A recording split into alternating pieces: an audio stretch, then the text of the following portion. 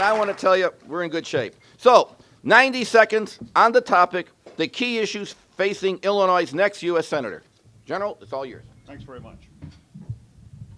I'm pretty sure that a number of you have seen us in action before, so you won't be surprised when I comment that I labor under the burden of being the pretty candidate in the race.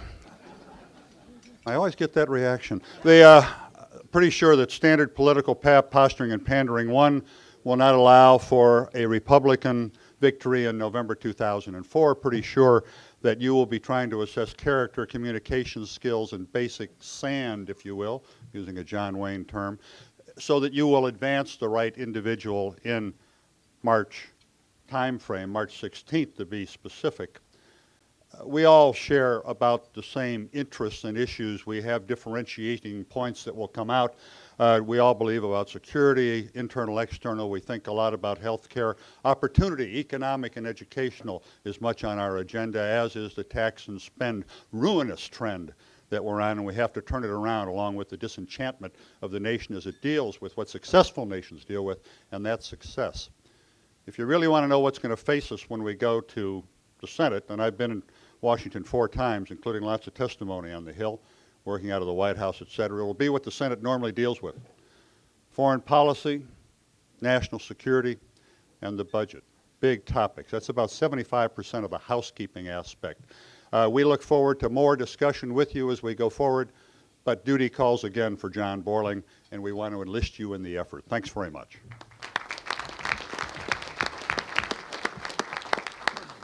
Couture, if you want to. I'll tell you a little bit about me because I'm new, and then about what are the issues we're going to focus on.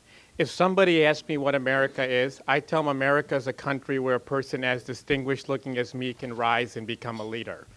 The story of our family: we came here with little money. My dad sold life insurance for New York Life for 30 years. My mom worked at the Veterans Administration.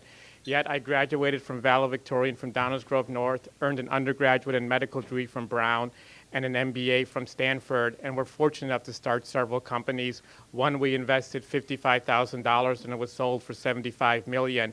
The other was I was the former founding director of MirrorCorp that launched the first privately funded manned mission to space.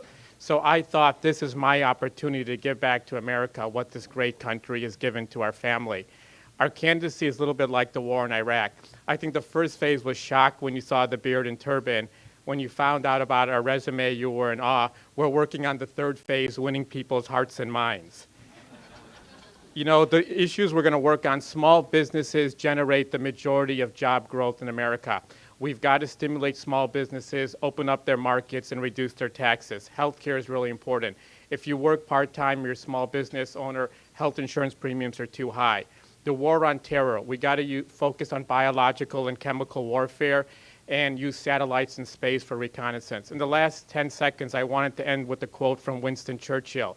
He said, if you're 20 and not a liberal, you don't have a heart. He said, if you're 40 and not a conservative, you don't have a mind. Since I'm 39, you know where I stand. Thanks.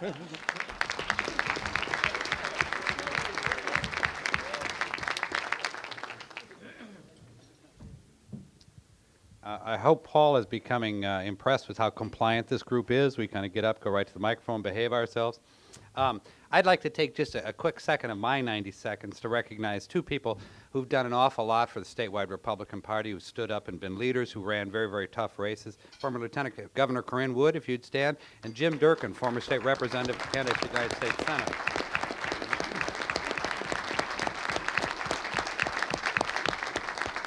I can very honestly say I've learned a lot from both of them, and both watching the work they did and the experience of working with both of them, and it matters quite a bit. You know, to have that courage to run statewide, perhaps if either of them had spent a little more time with me before this, I might have saved myself this whole thing. But seriously, thank you, and thank you for the work you've done. I'm very proud to be part of this field. It's a great field of candidates, and I think it really shows a resurgence of the Republican Party. The one thing I offer that's a little bit different, I come to this race with legislative experience, the right kind of experience I'm going to argue as we go forward, prepared and ready to go. I want to take my experience and my legislative credibility to the floor of the United States Senate to get a better deal for my children and for your children and for the state of Illinois. Thanks for being here.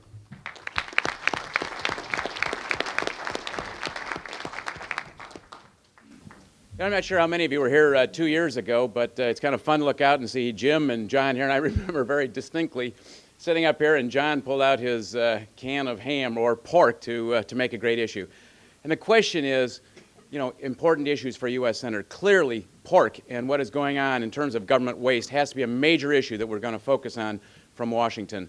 Secondly, the economy and jobs are a clear issue, and I think that's one where I have a lot of strength. That's where I spent my background. I've started a money management firm that has grown to $700 million under management, 3 mutual funds, one of which was the #1 fund in the country last year, and clearly Oberweis Dairy, where we built that from 50 employees to over 1,000 employees in the last 10 years.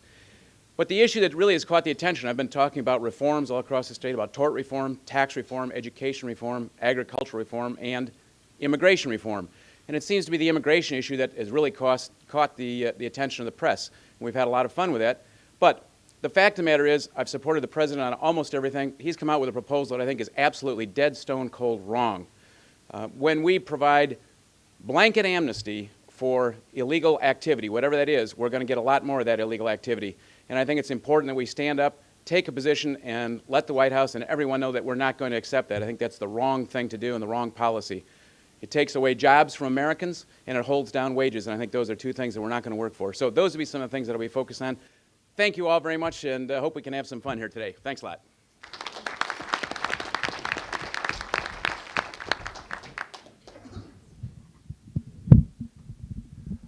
Well, thank you for all being here on a blustery, cold, wintry day. Good to see some old friends, and hopefully I'll make some new friends today. I think the 3 issues that face our country as we go forward are the ones we all think about in terms of what makes America the best place it can be.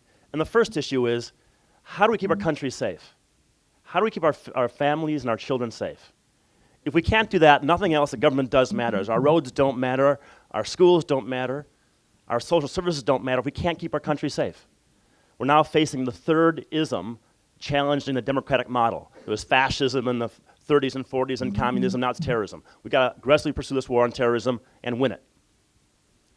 The second thought is, how do we get jobs for all of our citizens?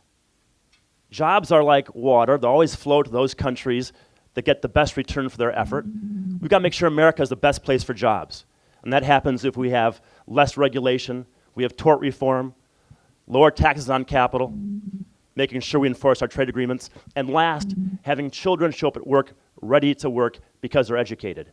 The biggest social justice issue, the biggest civil rights issue of our generation is the number of children going to failing schools across this country. We now have 9 million children going to failing schools. What hope do these children have in the information-based, knowledge-based, globalized economy if they don't have a quality education?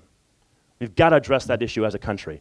So I think the 3 issues are keep our country safe, the free and open economy, and a good education for all our children. Thank you.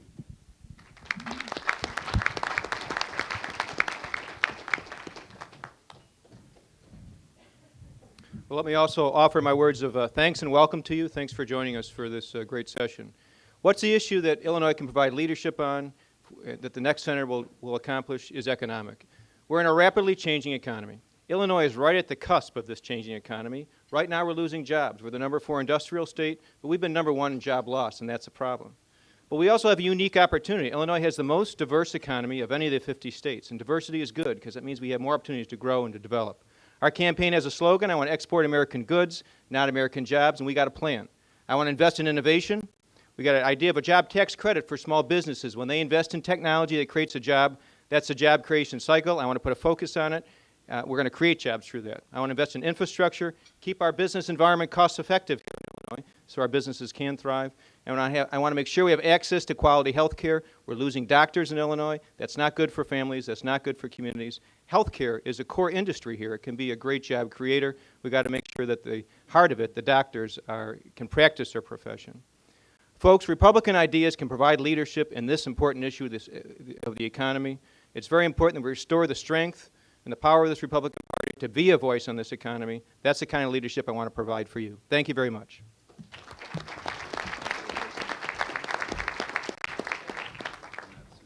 Okay.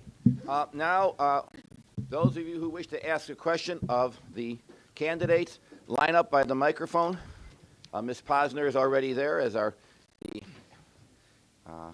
Mr. Spivak, like Meet the Press. She's there. first gets your first question. But we will ask the questions in the order in which the candidate spoke. So the first question will be to Mr. Borling, and he'll have 90 seconds to respond, and all the other candidates will have 60. And we'll just simply rotate around until each candidate gets at least one question with a 90-second answer. So those are the rules. 30 seconds on asking the question. Oh, Right, but I'm thank not you, asking Mr. my question yet. First, I have the message from Jay Doherty, who apologized that he's sick. The president of City Club could not be here today. Wanted to remind everybody to please join and become a member of City Club. Only City Club members can ask a question, and he said we're lucky that we didn't make the luncheons available only to City Club members, because then a lot of you couldn't have come. So please join City Club. That's number one. That Before I was ask my an unpaid questions. political announcement. Well, that was from Jay, and he's sorry Now, he's your not here. question. No, number two, I just have to say, so, also this.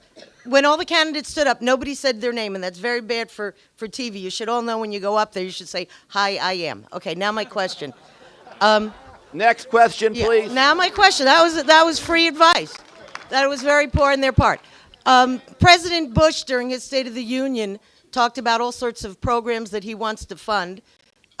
Yet he said he's not going to get rid of the tax cut. How do you plan on funding these programs? I'm not saying I agree with the programs that he's doing, and it's most interesting that it's going to General Borling first, because he said in his speech, get rid of, tax and spend. So how are you going to fund the president's programs? Mr. Borling.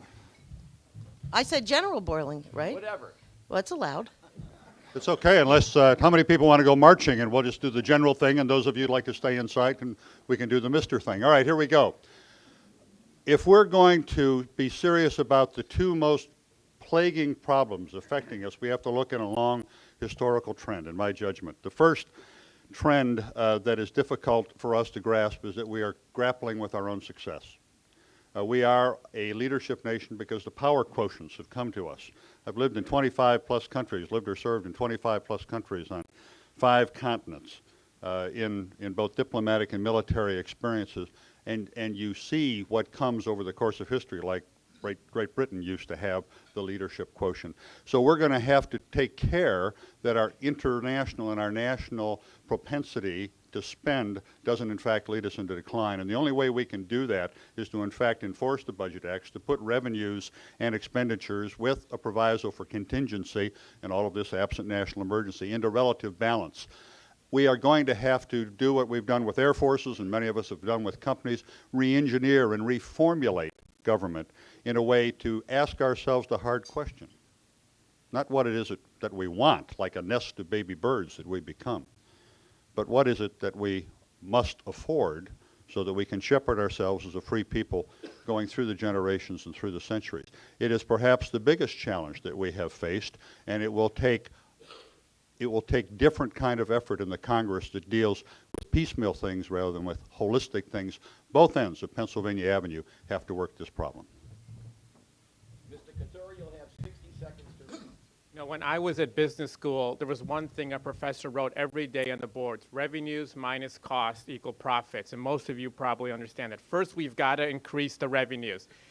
With the tax cuts, we've seen a 7.2% growth rate in the American economy, which is fascinating. It hasn't happened in 20 years.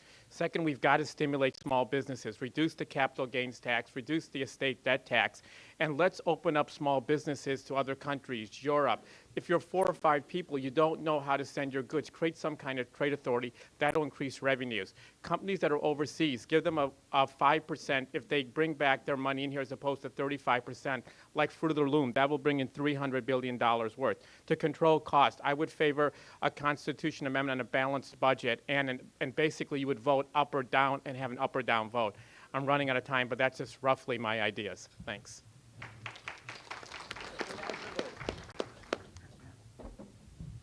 Kathy, I'm State Senator Steve Rauschenberger. Thank you. From Elgin. It is in the purview and the right of the executive branch, whether it's state level or the federal level, to propose great things and to think great thoughts. It's not necessarily the responsibility of Congress or the legislature to fund every gubernatorial or every presidential initiative. I would argue that we need to take a hard look at what the president's advisors and departments are actually proposing and winnow that down to what we really believe we have consensus on. As far as controlling the rest of spending, we have to take a hard look at the proposal for CARFA, the Commission on Accountability and Reorganization of Federal Agencies, to allow for one up or down vote on reorganizing agencies. But most of all, we have to take a look at the real successes we had in the welfare reform, where we allowed states to innovate. We took Great Society entitlement programs that didn't work anymore and gave states the opportunity to change the structure of federal spending. That's the way we can afford the kind of programs we'd like, but still live within our means and not grow the deficits. Thank you.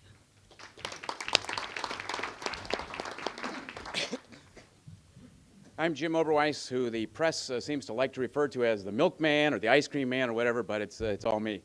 I think there are a couple of things. We ought to make the tax cuts permanent, because I believe that if we can expand the pie and keep the pie growing into a larger size, a smaller percentage of the pie will help to balance the budget. We have to remember there's some exceptional things going on. We're coming out of a recession. The economy is just starting to grow. Corporate profits are starting to grow very nicely. We had one of the best quarters in history in the third quarter. And fourth quarter was very good as well. I think we're going to see a very good year this year. So I think it's important that we create the right environment for business to grow, and we'll tax a larger pie at a smaller rate. In addition to that, I think we have to focus on controlling discretionary spending in the budget. If we can control discretionary spending and bring that down to the rate of inflation, end the war in Iraq, eventually reduce spending on Homeland Security, budget will come back towards balance quickly. Thank you.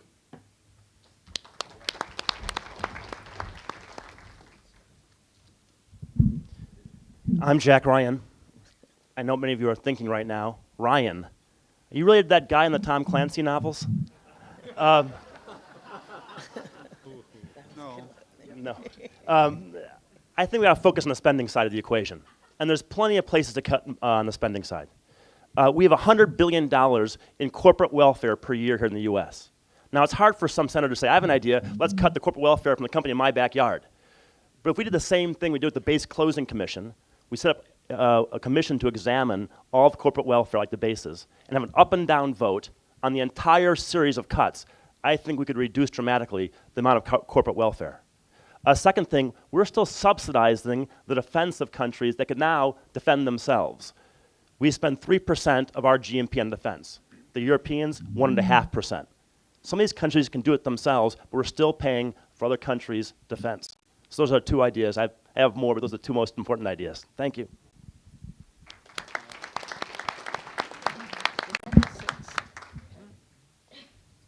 No, one more. One more. Didn't mean to be rude. No, I that's couldn't fine. remember if all six had gone yet. I'll forgive you if you forgive us for not saying our names. Yeah, I'll forgive I'm you. Andy McKenna. First of all, we got to recover on the revenue side. The Congressional Budget Office indicated that $400 billion was lost because of the recession. As we grow this economy and grow jobs, we're going to recover that. But secondly, we can't be much more aggressive on spending. I would attack corporate welfare programs. Sugar subsidies is one great example. It benefits a small number of people in this country, but it's driven jobs out of here in Illinois. We used to be a great candy producer here in Chicago and in Illinois. Many of our companies have moved to Canada or Mexico because of this policy. I want to change that, and I also want to have a job impact statement. I want Congress to be responsible to issue a study before they vote on any piece of legislation to say, does this help or hurt jobs in America? That would be a guide. It would give us an indication of things we're doing that are really counterproductive, a great way to focus on programs that can be cut. Thank you. Thank you. Moderator is getting a lot more exercise today than yesterday. I want to say that. Okay, question number 2 goes to Mr. Kathura. State your name, Okay, sir. mine's for Al Oberweis, so I can step back. You got to go back 2. Take 2 steps back. Yeah. Don't pass go. Yes. Okay. My name is Anthony Cole, and my question is regarding outsourcing of jobs here in America by corporations. What you keep hearing is that it's a jobless recovery. I think that's a jobless recovery in America. There are jobs being created all over the world. I think I read recently in the Wall Street Journal that they were exporting 3,000 technical jobs for information technology over to India and things of that nature. So my question to the candidates is, how will you attempt to address job creation in America in spite of the fact that big businesses are making money, but people are not being employed here in America. The businesses are making money because their earnings are increasing because they're exporting their jobs for cheaper labor sources and cheaper resources outside this country. Thank you. Mr. Couture, you have 90 seconds to respond.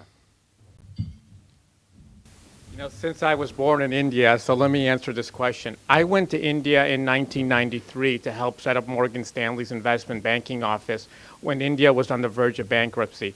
Today it has $80 billion in foreign reserves, and you're right, jobs are being outsourced there.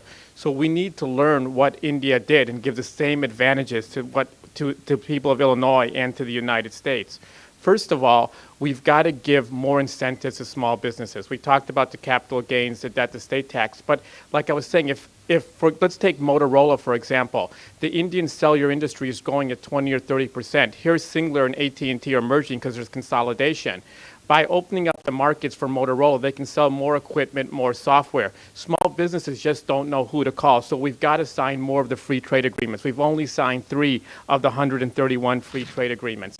This thing I was alluding to in my last thing is companies like Fruit of the Loom, they're based overseas, and they pay 35% tax rate. Give them a 1-year forgiveness, let them pay 5%, and that will also help them bring in like almost $300 billion into the economy. Then we've got to focus on technology. That's going to be really important. We've got to give tax incentives for small businesses, and we've got to give them breaks for health insurance premiums. They're paying too expensive. And create free trade zones. What India did was, if they were exporting in Bangalore, they didn't have to pay taxes. Let's do the same thing. Let's give American businesses the same competitive advantages that India gave their country. I think that's really important. Thanks.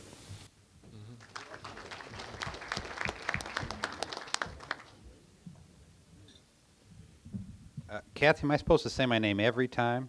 Okay. Really?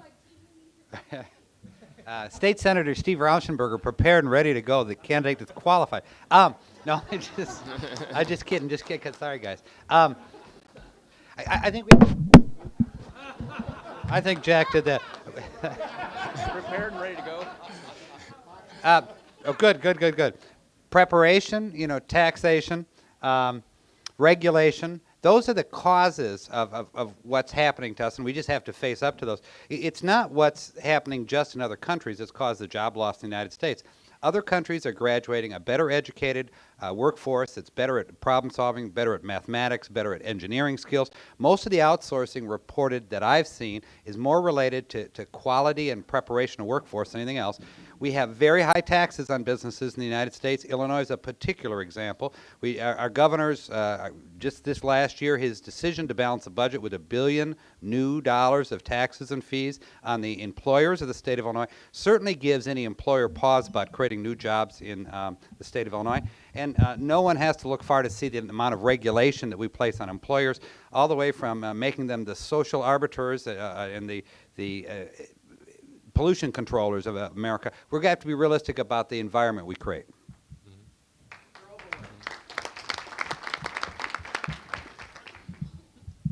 Jim Oberweis. And if your question was about new jobs for Illinois, step number 1 is to get a new governor. But I think the question was really about America.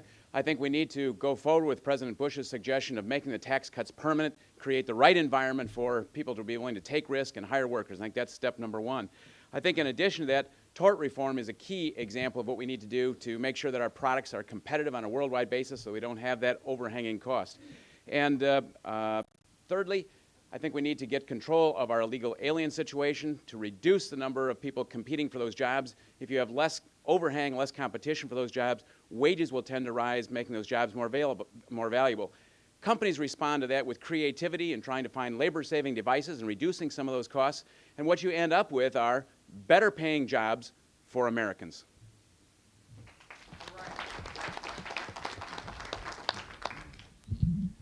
I had mentioned in my opening comments there are 5 things we should do to improve the job situation in the U.S. Let me just focus on 2 of those. One is taxes. Capital always flows to that place where it can get the most return on its capital. So we want more capital in the U.S. because that means more jobs. Capital always follows and creates jobs. In the U.S., we tax capital. Democrats and Republicans want to tax cigarettes to get less smoking. They want to tax alcohol to get less drinking. That all makes sense. If you tax capital, you get less capital. Now, why would you want less capital in a capitalist economy? We want more capital. Capital is what creates jobs, creates new businesses. allows employers to hire more employees, allows them to pay their employees more money because there's more capital behind them.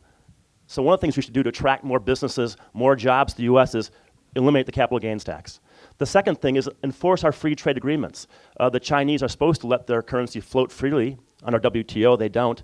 They're supposed to protect their intellectual property. They don't. And there's a lot we can do to enforce our trade agreements. Thank you. Mr. McKenna. Huh? No, we wouldn't put it back. Make sure it's all the way in, though.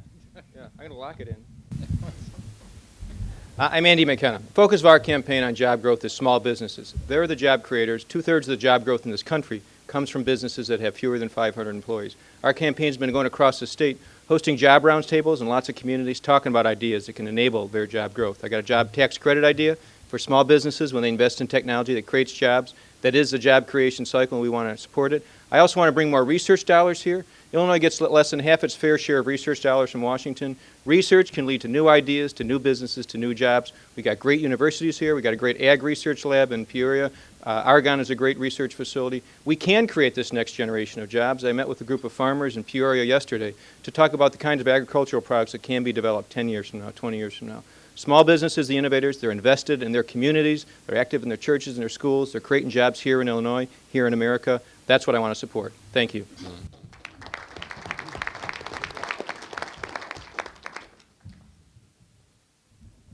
87% of people polled by the Daily Herald could not identify one Republican or one Democrat candidate in the race.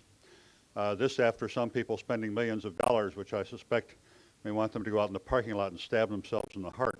I mention that because I think you know who we are by this time. And what you need to know about the job recovery is that we need to think not so much about the next election, but the next generation. And there's two things that will be of great value to us, besides the report just issued by the Secretary of Commerce called Manufacturing in America. It basically takes the torrent of words you've been summoned to and packages them in executable kinds of policy proposals that can be acted upon. In 15 years or so, the energy curves will cross in terms of production and consumption on a worldwide basis. We will either have economic dislocation or war. We need to migrate this society to a hydrogen-based society. Government's a dull instrument. It does things in broad strokes, and we need broad stroke solutions. That's one of them.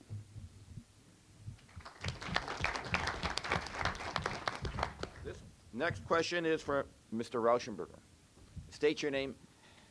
Thank you. My name is Diana Nelson, and I thought it was very refreshing to hear Mr. Oberweis in his opening statement give one of the differences that he has with President Bush. And then Mr. McKenna mentioned the sugar import question. What I'd like to know from all of you is where you disagree with the president on any issue, but particularly the No Child Left Behind, which is an interest of mine. I know that Republicans generally support local decision-making, local control, and there are problems out there with that legislation.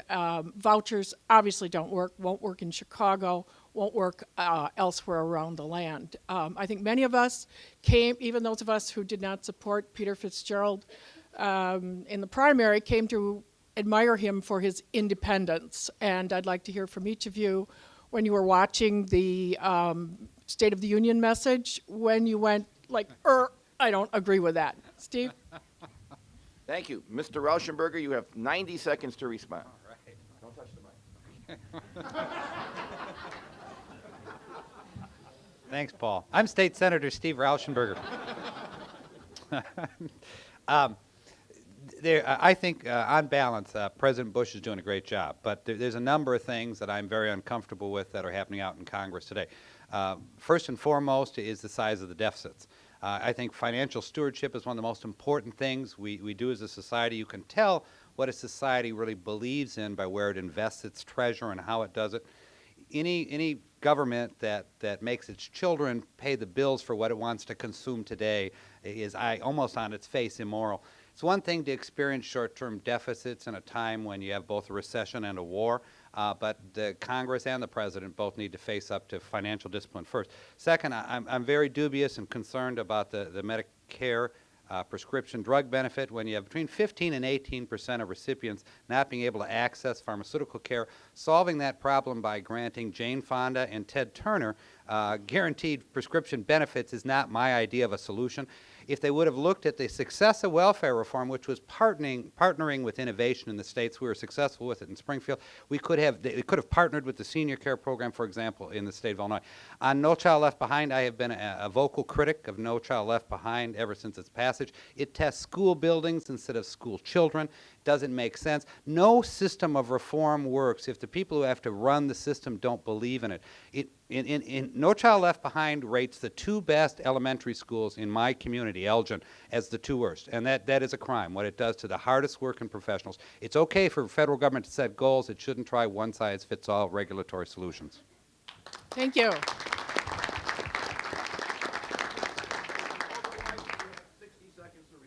Don't touch the mic. I'm Jim Oberweis.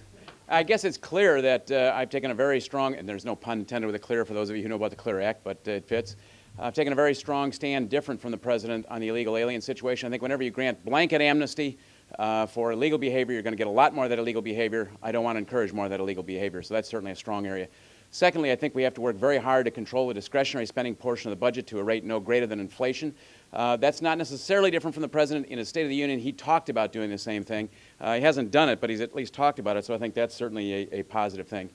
I also would talk about reimportation of drugs from Canada. I believe the best thing that we can do is to create competition. I'm the only one on this panel that takes this position. I'm the only one, apparently, that's willing to stand up and differ with the President on this. But I think it's important, if you want to bring down the cost of drugs, open it up to competition. Let us import on a safe basis drugs from Canada. We'll drive down the price here. We'll probably drive up the price there until they balance. But I think that's also an important issue. On the No Child Left Behind, I think it's an interesting experiment in the right direction. We need measurements. We need to test it. It's going to take 8 to 10 years to know whether it's working. And I think vouchers should be tested also.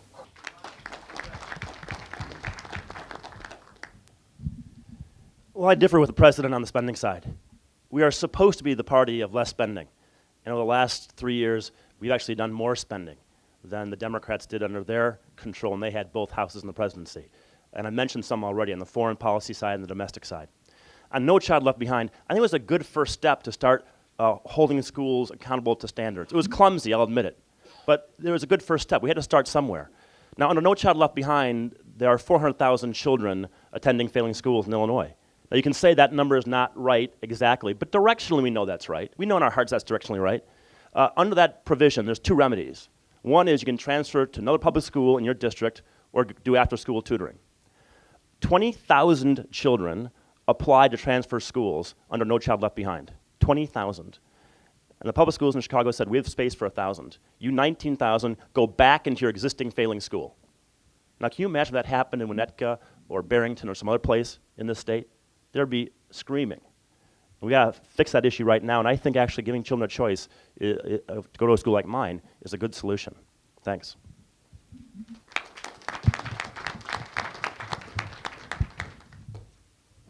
I pledge to never touch the microphone.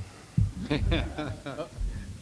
I touched that. Leave no child behind. I think it was a good principle. I think that the core expectation that the President described in the State of the Union was that a third grader should rate at third grade level. I think that we should have a expectation for a foundation of learning in this country, but I think in processing that bill, too many other elements creeped into it that made it complicated. I don't want the federal government to run local schools. I believe strongly in local schools, and I think that beyond setting that expectation out there, the rest of it should be accomplished at a local level. I also agree, as has been stated earlier by myself and others here, we haven't shown the spending discipline that we should as a Republican Party and as a country. I think the leadership's been good on foreign policy. I think it's been good on the tax cut, but you got to combine that with spending constraints. We have to be stronger in all the things we've talked about here on reducing spending. Thank you.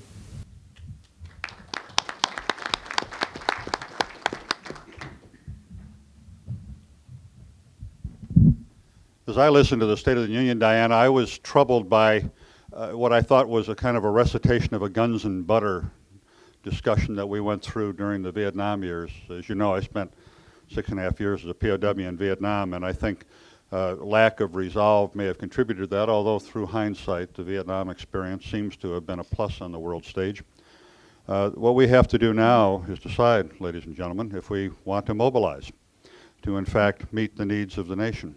and I think the President has backed away from that. The armed forces are extremely stressed. The Guard and Reserve cannot be put on borders. Jack, we can't get out of NATO. I asked you a NATO question yesterday at the Trib, and you didn't know who was in it or how to define it. So these kind of foreign policy questions that we ask each other and the kind of glossing over of words, I think we need to deal in major principles. And if you look on the sheet that we passed out, a little program called Service Over Self America, I think with Republican-sponsored legislation, talks to the affordability and the need for that mobilization for the good of the nation.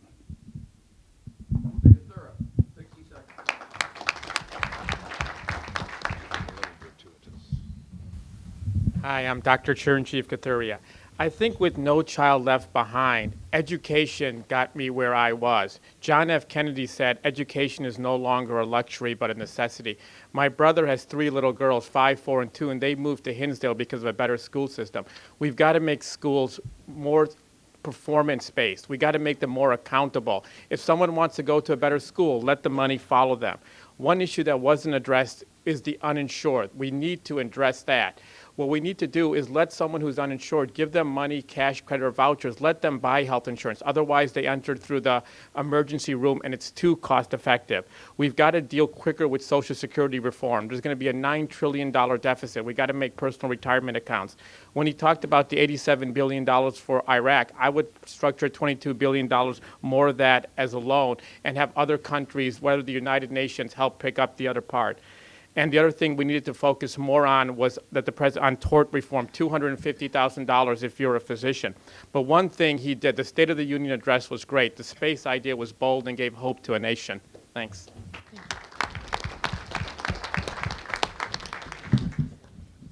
Question for Mr. Oberweis. Your name, sir? Edward Cooper. Ironically, my question is going to disagree with the doctor.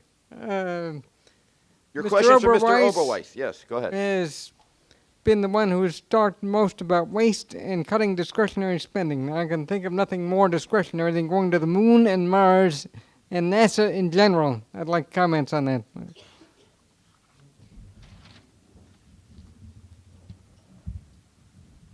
Well, I think plans to put a man on Mars and a station on the moon is certainly forward-thinking and interesting.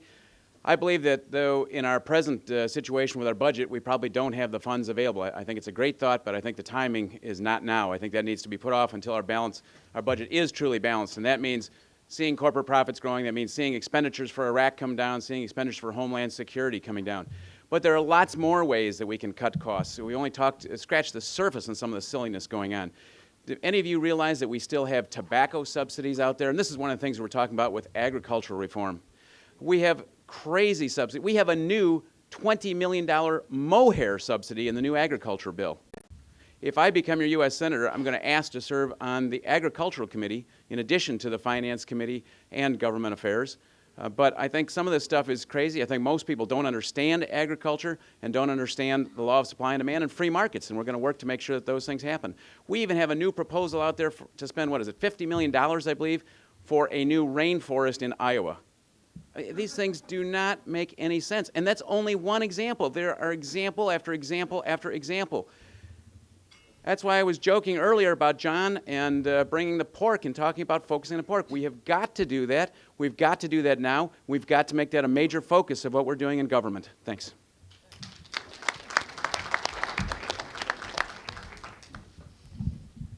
I admire some part of President Bush's proposal. The nature of the human condition is always to reach beyond our grasp, to try to learn new things, to pursue new discoveries, to push us to new limits. And I admire that part that captures our imagination. On the cost side, I'm very concerned about the costs. It talks about hundreds of billions of dollars. And when I talk to many people who are involved, they say that most of what we'd like to accomplish through the exploration of space can be accomplished through unmanned missions. And the manned part of the mission is what drives the cost up so high. And so I think we can accomplish his dream, the vision he's proposing, but I think we can do it at a lot less cost.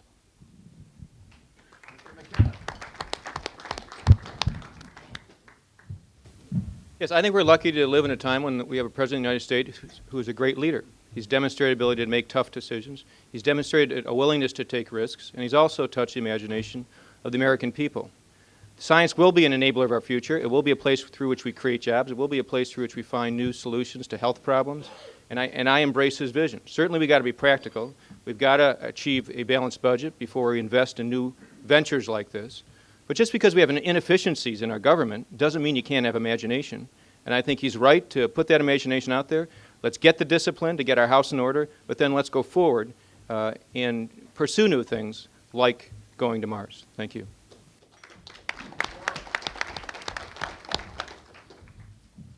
And he's got it about right.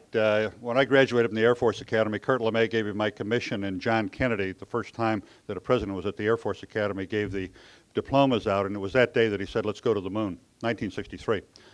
7 years later, I'm being tortured in North Vietnam. There's no polite way to say it. And I managed to get loose of the fetters and get over to a drawer and pull open that drawer, and there are envelopes in there. I've never had a letter in all the time I was shot down. And there I see an envelope with a stamp on it.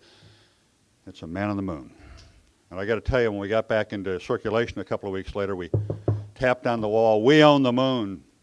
And it carried us for years. And when I was working in the White House a number of years later, talking to Jack Schmidt, I told him that story, and he sent me a picture of him on the moon with an Earthrise coming up and saying, "Glad we can help."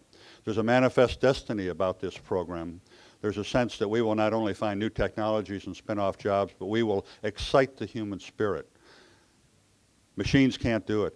Men and women have got to do it. I'm excited. We can afford it. Let's go to Mars.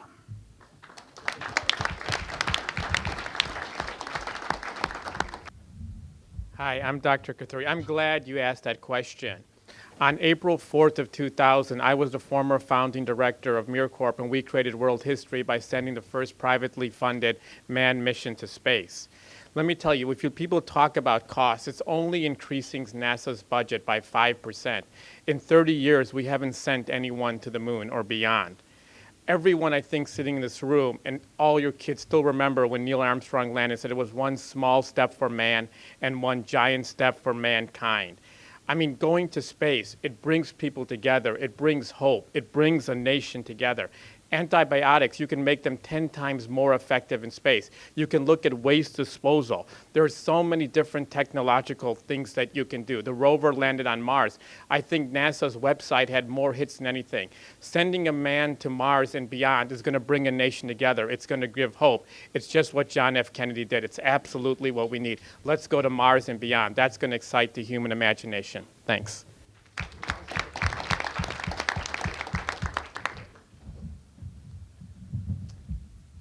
State Senator Steve Rauschenberger. I didn't realize how bad it is to go last with this panel. They've all done a great job with this question. I just would ask people to think for a minute about how similar people's reaction are to going to Mars to probably when the L system for downtown Chicago was first proposed, or the Burnham Plan, or when Eisenhower had the courage to dream the interstate system to unite the United States, or think of what the debate was like when they talked about the GI Bill. How could we afford to have almost universal access to higher education?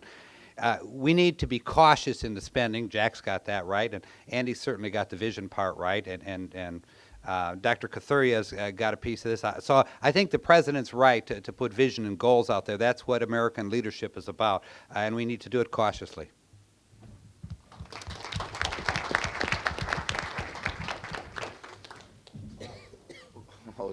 I think we all know who you are, so we will abolish the Posner Amendment. And now you've announced yourself enough more times, so you could just carry on. Jeff, you have the same limits you had yesterday. 20 seconds for your advertisement and your question. Go ahead. Do we have the Senate candidate come up, or do I just ask it and then he comes up? You asked your question of Mr. Ryan. Okay, thank you. Jeff Berkowitz hosted the television program Public Affairs and head of JB Consulting Group. Senate candidate Jack Ryan. We've all just heard about the Chief Weapons Inspector, Kay, and his investigation that it appears he did not find any weapons of mass destruction. It appears he does not think there are any in Iraq, nor does he think there were any at the time we took military action in Iraq. He admits that perhaps they may have been exported to Syria or elsewhere. So the question to you is this a case where you might agree that there was a major league failure of intelligence and intelligence operations, And would you agree that President Bush and his administration is being somewhat slow, perhaps in denial, to recognize this and to do something about it? Find out what the problem is or was with intelligence and find out how to fix it. And as a U.S. Senator, if you were there, assuming you agree with all of the above, what would you do to fix the intelligence operations? Thank you. 90 seconds, Mr. Ryan. Thank you, Jeff. We weren't the only ones who thought there were weapons of mass destruction in Iraq, and there may still be. The UK thought there was. Italy thought there was. And look at Libya recently. We just discovered Libya was much further along than could ever have imagined in putting together nuclear weapons. It's hard to know from far away where someone might stand. But I think the basic rationale for going to Iraq still stands. Saddam Hussein, as we know, violated 16 UN resolutions, stole billions of dollars of his own impoverished people's money, invaded 2 foreign countries, gassed his own people. He was a huge cause for the problems in the Middle East and the globe. And I think it makes sense to pursue this war on terror very aggressively, rather, in my view, there than here, rather now than later. So I think it made sense to pursue this war and pursue the attack against Saddam Hussein. I think we can do a better job on the intelligence side, and we've got to do it. And I think it's incumbent upon us as senators and as us as citizens to demand we do better. But I think we can't be too harsh, and we can't wait too long before we approach countries that we think have nuclear weapons, because as Libya proved, it may be they have them, we don't know them, and we don't want to act too late. Mr. McKenna, 60 seconds. I don't know if there's been an intelligence failure. I only know what you may know, which is through reading the paper this morning. But if there has been an intelligence failure, we ought to get to the bottom of it, we ought to find out why it occurred, and we ought to deal with it very directly. And I'm sure that that's the kind of focus that will be going forward from here. But I would like to see us as a country invest more in human intelligence. I think in the 1990s we tried to accomplish too much through computers. We did reduce staffing in key areas that would have enabled us to have a more effective intelligence operation as a country. Certainly, as we came to September 11th, that hurt us. And I think we've got to continue to invest much more actively in human intelligence so we can effectively fight this war on terrorism. And I think that I can't imagine anything that's going to get more scrutiny than this very question. We should get to the bottom of it and find out if there was a failure, and if so, why. Thank you.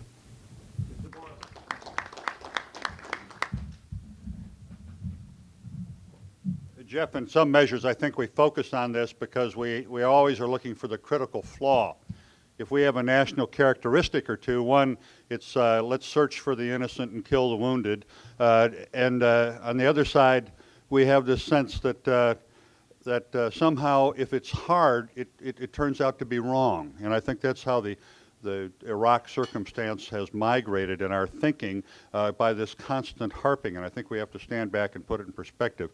There are so many intelligence agencies. I used to run a thing called Checkmate, whose job it was to checkmate the Russians, but mostly make sure we didn't checkmate ourselves. Well, we may have come a bit close with respect to some of our intelligent estimates over time, including in Iraq, but I personally am not troubled by the lack of extant WMD when, as Kay said, he didn't find any major stockpiles. You could put a major stockpile of bio or chem on that table. It'd be very difficult to find. I think we're doing the right thing over there. We need to press on. The game's worth it.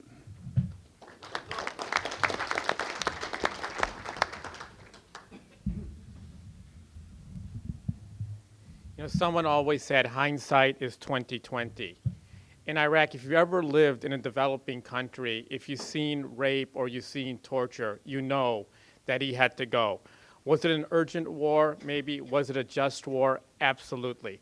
In Libya, Muammar Gaddafi has now opened up his borders. We can look if they're making nuclear weapons or biological chemical war, and we're going to do that without sending U.S. troops there and risking lives. Reconstruction, we would have done it as alone. But how do you solve it, as Jeff asked? Use space and satellites for reconnaissance and intelligence. That's really going to help reduce the war on terror. As Andy said, let's increase our human intelligence. Focus on biological and chemical warfare. Make our hospitals better prepared. Our borders are porous. Maybe use the National Guard. And what's no one's talked about is education. The war is not against Islam, it's against the terrorists. We're not against the Middle East. That's going to be one of the best ways also to prevent terrorist activities. And remember, since 9/11, we haven't had attack on U.S. soil. And it's really sad what's happening in Israel every day. So we are doing something right. Thanks.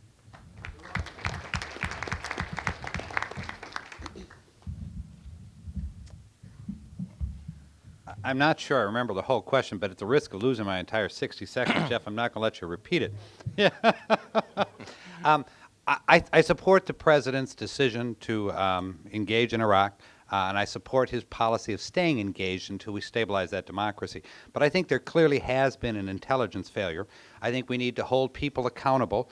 Heads should roll. I mean, it is too critical a part of information flow to the chief executive of the lone superpower in the world for us to be concerned about the political implications of publicly airing the problems that we must have in the CIA and intelligence gathering. I think you heard pieces of the solution from everybody up here in improvements in human intelligence, a reversal of the Janet Reno segregation of the FBI and domestic work from foreign work done by the CIA, and many of those elements are addressed in the Patriot Act. But I think we need to face up to this.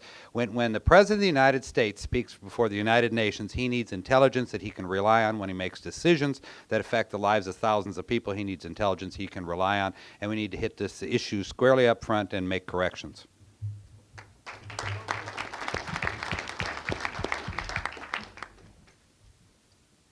Jim Oberweis. Jeff, the answer to your question is yes. There was an intelligence failure. There's no question about it.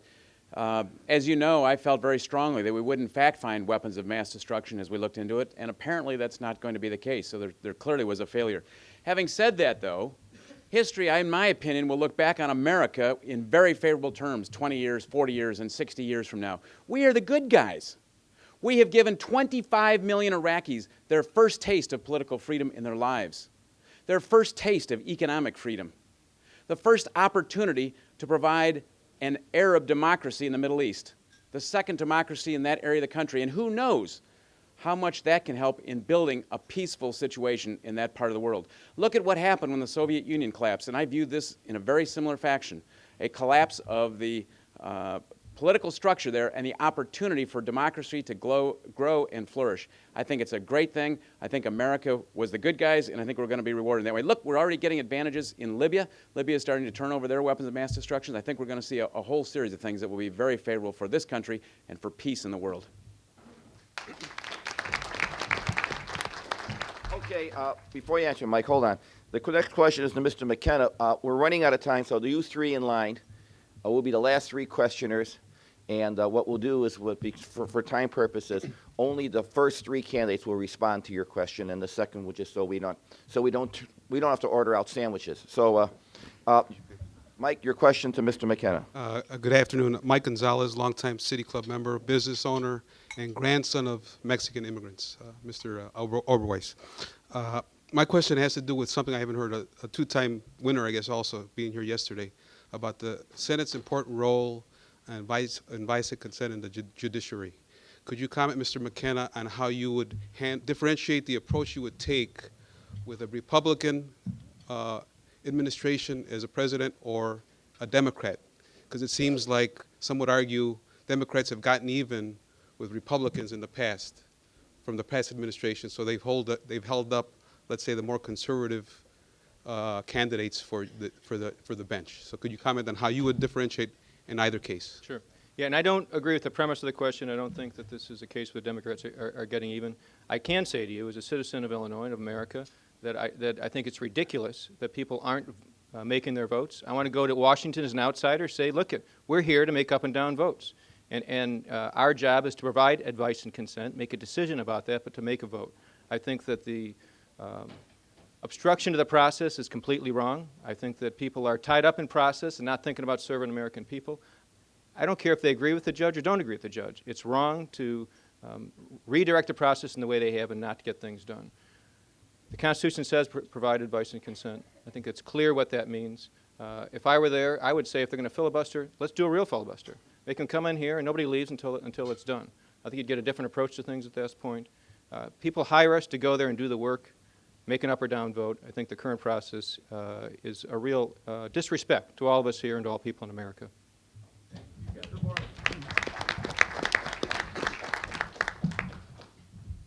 To amplify on the theme, there's an old saw that a nation or a state gets the government it deserves. And if the climate in Washington is anything but vituperative, I suspect we would be off the mark. The governing influences there are very much about getting even, very much about, in fact, you hear it said, boy, I hope they never get back in power because they're going to get even big time. Well, this is not the kind of government that we all want or need. We need to, in fact, cut across barriers and cut across party ideology. Franklin said that avarice and ambition are the two basic passions of mankind. Well, I think we need to stand up and stand for what Jack Kennedy stood for when Jacqueline asked him on his wedding night, what kind of man are you? And he said that he was an idealist without illusions. And I think really as we all sit here or stand here, we have that in our breast and we need to call it forth. We need more effective governing, and I think many of the things that Andy said just need to be amplified, but we need to raise up the level of the debate and the governance of the nation. Thank you.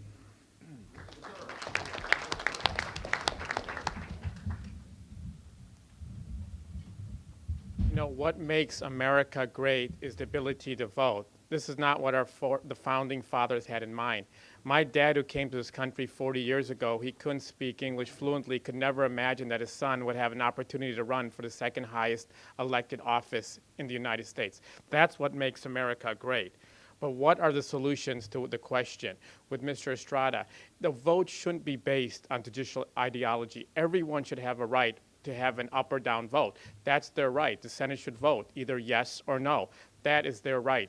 And the other thing is, what is the solution? Dr. First had a solution for the filibuster where you go from 57 to 54 to 51. I think that's what makes sense. Thanks. Mr. Rauschenberg.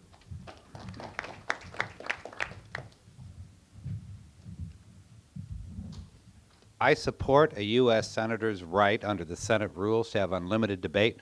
I think the right to filibuster is an important part of the fabric of the United States Senate, makes it different than almost any other legislative body in the world. I also support a majority's responsibility to hold an individual member accountable. I think if there's a problem in Washington, D.C. with the judicial nominations, it's a lack of collegiality, it's a lack of cooperation, but most of all, it's a lack of a determined majority that's willing to sit in the chamber long enough to exert its will. It's not easy, it's not convenient, and it doesn't mean you can fly home every weekend, but I think the fault in this lies in large measure with the fact that the majority is not committed to exerting its will. That's its responsibility under the Constitution.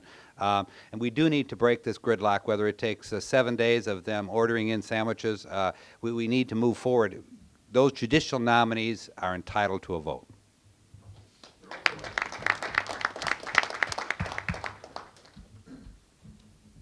Jim Oberweis, and I too am the son of immigrant ancestors, legal immigrant ancestors, and I think that's what we're really focusing on. To answer the question, I think Andy really got it right. I think Andy was right on the nose. We need to hold our feet to the fire and force a filibuster. We can no longer accept threats of filibuster and let people get away with that. If we force the filibuster and wait it out, seek good judicial nominees, nominees who make sense, and not nominees who have somebody who thinks their political consideration is wrong, we're going to get the job done.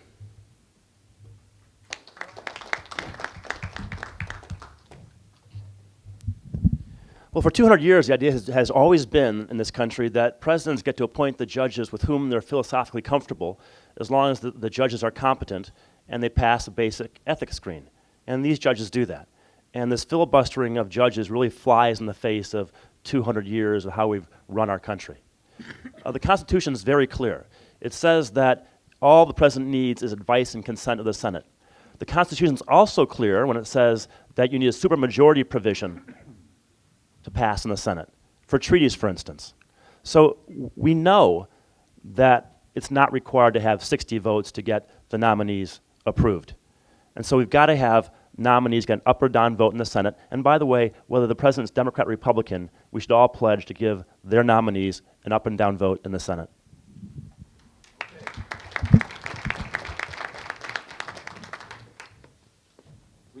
We have three, hold on, we have 3 people left. Those of you with basic math skills, obviously those of you from Chicago Public Schools, this will come easy for you. Since we have 6 candidates and 3 questionnaires, your question will be asked of Mr. Borling and Mr. Kuthura, and then et cetera, et cetera. Mr. Kuthura, and then et cetera, et cetera. So each candidate will have 60 seconds to respond. State your name, and if they don't know you, get out some pork press. Go ahead. Maureen Murphy, Cook County GOP Chairman. I would like to ask all of you, but whoever will respond. Mr. Borling and Mr. Yes. Couture. First of all, we are going to be losing a wonderful independent senator when one of you hopefully gets sworn in January, our U.S. Senator Peter Fitzgerald, whose independent and fierce advocacy for the citizens and taxpayers of Illinois won him some support, but also some criticism. However, he rekindled the belief that one person can make a difference. In as much as that, if one of you is going to win March 16th, but the voters of Illinois will truly win if one of you wins in November. If you win, will you support the reaffirmation of Patrick Fitzgerald as U.S. Attorney? And if you shouldn't win, tell me what you will do to make sure that one of these opponents of yours will win in November. Mr. Borling, you have 60 seconds, and Mr. Couture, you have 60 seconds. This is the luck of the draw, everybody. Sure, Maureen, I think Patrick Fitzgerald's done a great job. We'd like to retain him, although he seems to be pushed off for other things on occasion. And I think independent prosecutions are absolutely important. I recoil when we talk about heads rolling on intelligence things on a national sense, and yet we have something like this hired truck thing going on here in Chicago, and no heads will roll. It's kind of like, well, hey, you can't rob the store anymore. Or, P.S., by the way, we're going to open it down the block in about 3 weeks. I mean, there is a sense, if you will, that we need to get to the bottom of the kinds of activities that are inimical to America's interest, be it at the federal level or at the state level. Now, I'm not an insider, as you know, but I think there is a lot that has to be done not only to rebuild trust and faith, and that's certainly within the Republican Party, to support George Bush, a leader of uncommon determination, and to work also top to bottom, federal to state, with respect to the kind of governance, again, that the nation deserves. Thank you. Mr. Couture, same question. No. You know, yes, I would reappoint Peter Fitzgerald, but you asked a very Patrick. Sorry, Patrick. Peter Fitzgerald, you guys are all wasting your time. Sorry about that. You're right, Patrick. You asked a very good question about winning in November. We need to take a hard look at statistics. There are 700,000 primary Republican voters. There are 400,000 Asian American voters, 950,000 registered African American voters, and even more Hispanic voters. Take a look around. See how many ethnic minorities are in the room or how many independent voters or young voters. The only way a Republican candidate is going to win in November if they get the Republican vote and they can get the crossover vote. We think we have the best chance of getting the Asian American vote, the Hispanic American vote. 70% of Indian Americans voted Democratic, but they're excited like JFK. He was the first Irish American to run. We think we can really grow the party, and I think it's really important. Someone said there's nothing more powerful than an idea whose time has come. Thank you. Thanks. Thank you. Grant, your question is to Mr. Rauschenberg and Mr. Oberweis. I'm Grant Linsky, City Club member. At the beginning of the debate, all of you talked about job growth, business development, but there are a couple other sides to the equation. And even as you grow the pool, you still have some social issues to deal with, education and health care. And if it's leaking in those two areas, even as much water as you can put in the pool, you're still going to have to deal with these issues at some point. You can't continue to just be putting water in the pool. You're not going to hold it. So how do you expect to do that, particularly for the state of Illinois? What are you going to do to bring back to Illinois more dollars and help shore up these two other areas in conjunction with business development? Thank you. Mr. Rauschenberg, you have 60 seconds. Education and healthcare in 60 seconds, no problem. Steve Rauschenberger, City Club member. When you use the metaphor of a leaky pool, I think that's a real credible one when you talk about both the healthcare and the educational system. And I think the reference is if our healthcare system and our educational system both don't work and cost too much, that you can do all of the tax credits you want and it's not going to get the job done. I agree. But fundamentally, you're not going to fix either of those two systems with further infusions of cash. We are number 2 in the world in dedication to gross national product to K through 12 education. We by far spend the most GNP on our health system. Boy, If I had about 12 minutes, I could go through an answer. I think you have to bring the stakeholders to the table, fundamentally assure everybody that they're not going to lose their personal considerations, and get people talking about refocusing both systems on new sets of goals. The educational system ought to be focused on children, it ought to be parentally responsive, and it ought to be focused on what we know about how children learn. That's not what Harry Truman school systems like today, and the health care similar. Sorry.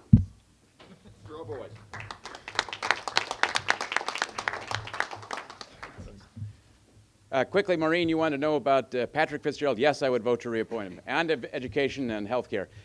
You know, I think there's one particular issue, and again, I'm the only one that seems to be willing to talk about it. The illegal immigrant situation that we have in this country is putting great pressure on our educational system and great pressure on our health care system. If we can reduce or eliminate the increasing flow of illegal aliens coming into this country, we can reduce the pressure on our system in that fashion. I think that's the biggest single thing that we can do. Secondly, if we open up the country for reimportation of drugs from Canada, we can bring down the cost of drugs, save our seniors a great deal of funds, and make the system better and fairer for everybody. It means that Americans will not have to bear all of the cost of R&D, and today that's exactly what is happening. I believe that everybody who benefits from those prescription drugs ought to be sharing in those costs equally. Last questionnaire, Judith. This will go to Mr. Ryan and Mr. McKenna. My name is Judith Reese. I'm an attorney. I had the same question about the reappointment of Patrick Fitzgerald. Could I have an answer from the two candidates who have not answered Hey, us yet? Mr. Ryan, first time we ever had a double, by the way. Go ahead.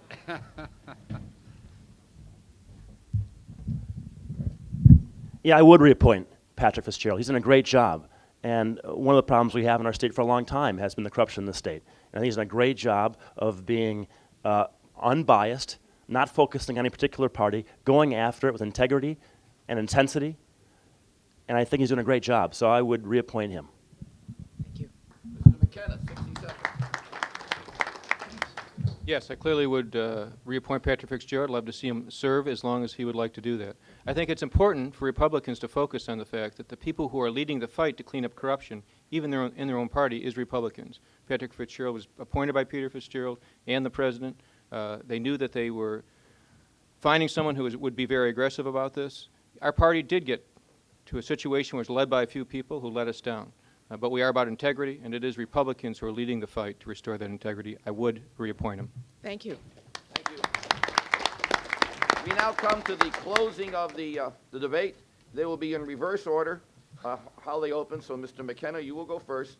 The topic will be why I would be my party's best candidate for this office in November. Each of you have 90 seconds. Well, I would just begin, first of all, again, by thanking all of you here, and it's been a great function. And just think about how fortunate all of us are. You know, we have a good economy here in Chicago, and all of you have benefited from that. And what drives this economy? In my mind, it's not the Dow Jones, it's not the internet, it's not nanotechnology. It's people's desire to build a better life for their children. And in order for that to happen in America, we got to continue to create new economic opportunities. That's what keeps this dream fresh, that's what keeps it vital. And to win this election in November, Republicans got to have an economic vision of how we do that for people in Illinois and in America. And we are at the crossroads of this economy. We have had disappointments in job losses, but we got enormously good opportunities. Our campaign has come forward with a vision of how to develop our economy here in Illinois and in America. We have a point of view as to how you can invest in innovation and infrastructure, make access to health care more present. I think it is those ideas that will get people excited, is those ideas that I hear a need for as I travel across this state. But it's not just ideas. Our party needs to stand up in the strongest way to embrace a higher standard of ethics. Our campaign was the first to release income tax, release 5 years of income taxes. I want to have a very open, straightforward campaign. We've not chosen to commingle our business in our campaign. I think it's very important that we move above the laws of the FEC. They've got a standard, but we go above that to hold ourselves out to a higher standard. We got a great party with great people and great ideas. When we remind them of their strength and remind them of the heritage we have as a party, we will get excited, we will lead Illinois, we'll have a great victory. Help me get there. Thanks so much. Take care.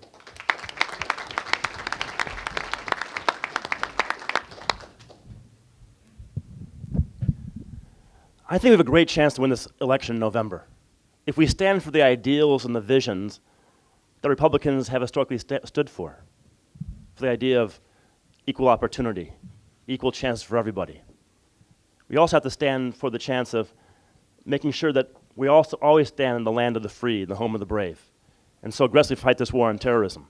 The idea of giving everybody a chance at a decent job. And last, making sure, but most importantly, everyone has an equal chance to compete in this economy. We can do that as long as we take those ideas proactively, energetically, positively out. In the last few years, we've been a little bit defensive about our party because of things that Andy has mentioned, and about our ideas. Usually the way Democrats attack Republicans is say they don't care for the least fortunate, they don't care for the poorest of the poor, those who've been left behind. But that's not my history. It's not the history of most Republicans I know. And we're going right now to those individuals, those voters, the Democrats think they own, on the issues they think they own, on the themes they think they own. And we're saying, you've had 35 years, the Great Society programs, maybe well-intentioned, but is your life any better now than it was 35 years ago? Is your family's future better than it was 35 years ago? Do you have more hope than you had 35 years ago? Give us a chance with our ideas, our vision, our ideals, and we can make this country a better place for everybody, the middle class, all of our citizens, the poorest of the poor, everybody. We need your help. We need your vote. We need your support. Thank you very much.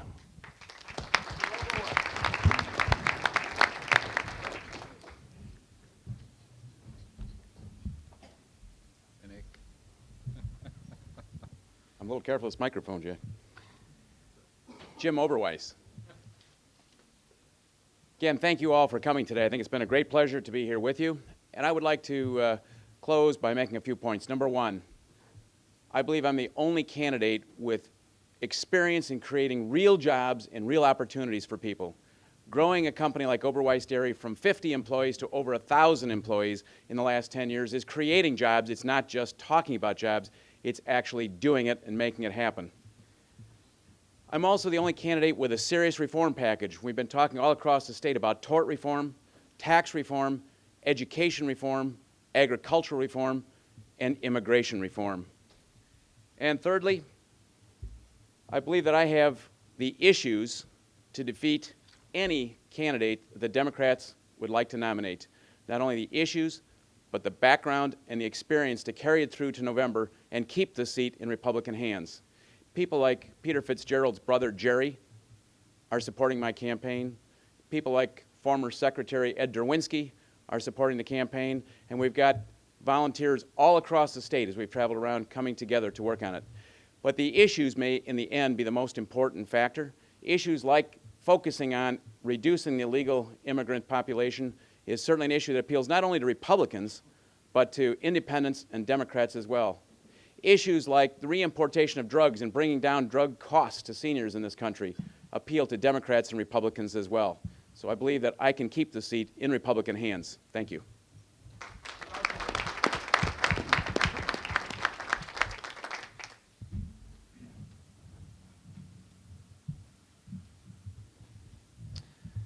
Again, I want to tell you what a pleasure it's been for me and how much I've learned being part of a great field of candidates that I think really show the resurgence of the Republican Party. This is going to be the first nomination by the Republican electorate since the George Ryan indictments. And I think we need to think through what that means and how people are going to take messages from it. I think the media is going to read into what we do. I think independents are going to be looking for the direction of the Republican Party. So I think it's a very, very important election for Republicans. I think I'm the right candidate to represent the Republican Party because I intend to make Rod Blagojevich's stewardship of state government a major issue this fall. The Democrats today control the governor's mansion, the lieutenant governor, secretary of state, attorney general, comptroller, Senate president, Speaker of the House, majority leader of the House, and 3 seats on the Illinois Supreme Court. Their choices over the last year materially affect our children's future. They decided to borrow $10 billion and ask our children to pay back so that they could finance their first year in office. I want to make reform of the Republican Party a fundamental part of what we do together this election. It's critical that we ask those people who've benefited and traded on their insider connections to the Republican Party, they need to move on and let us clear the air. We need a better deal. We need a better deal for our. I only got 90 seconds. We need a better deal for our children. We need to face up the fact that we're not getting a good deal out of Washington, D.C. I'm the candidate with the right kind of experience to get that done in Washington. I've got a record people can trust and rely on. It's 5,000 recorded roll call votes. I've passed 8 state budgets. I'm the tested candidate. I've won 3 contested primaries and 3 contested general elections. That's going to matter this November. We need a candidate who's ready to go. I'd like to be that candidate. I need your help. Thank you.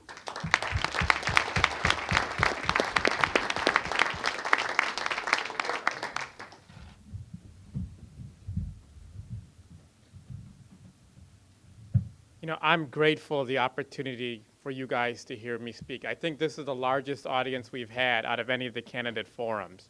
You know, my name is Dr. Chiranjeev Kathuria. I hope you'll learn to pronounce it. It's not as hard to pronounce as the governor's name.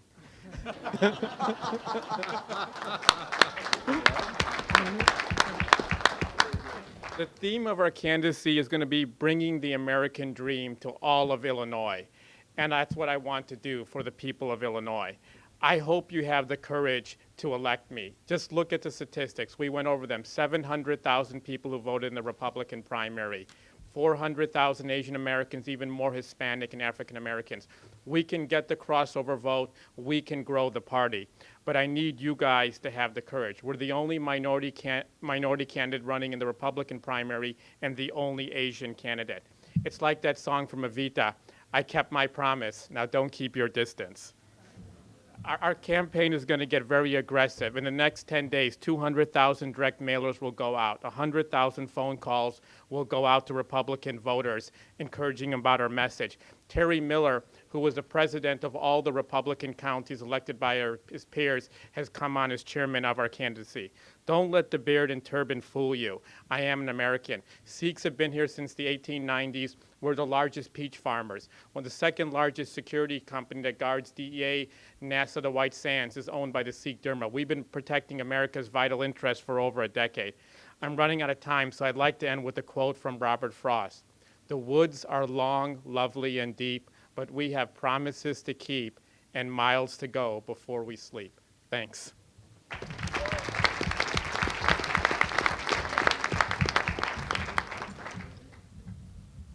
As I indicated in my opening remarks, you would find a broad general similarity with respect to the 4 big issues, which were security, internal, external, the health care issue, which in fact is going to be, after the Bush success in November 2004, a major issue, the opportunity issue of economic and educational advantage, and the tax and spend issue.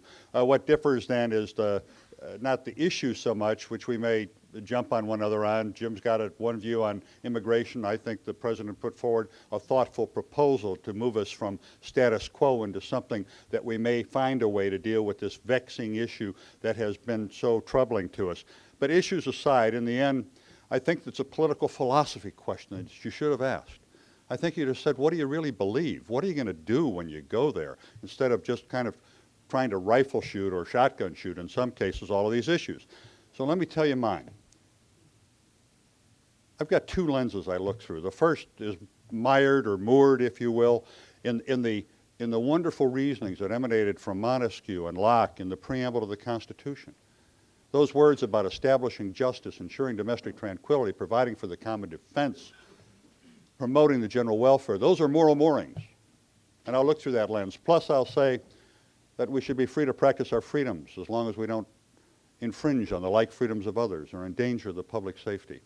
In the end, I'm going to appeal to the veterans. There's 1 million in Illinois, 900,000 voters, not 700,000. I'm the only pro-choice voter. I'm the only senior in the race, but I've invited them all out to the parking lot to do a push-up contest and end this primary nonsense, and we can't get there. Veterans, the socially moderate, and you old guys. All right.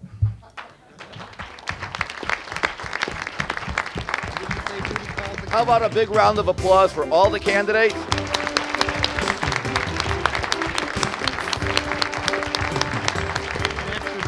On behalf of the City Club, I want to thank you for coming. I want you to know March 3rd and March 4th, Channel 11 will be sponsoring their debate. You are more than invited to attend. You'll be receiving, you City Club members, emails on that. I think we did a great service, and now we'll move on. Gentlemen, thank you.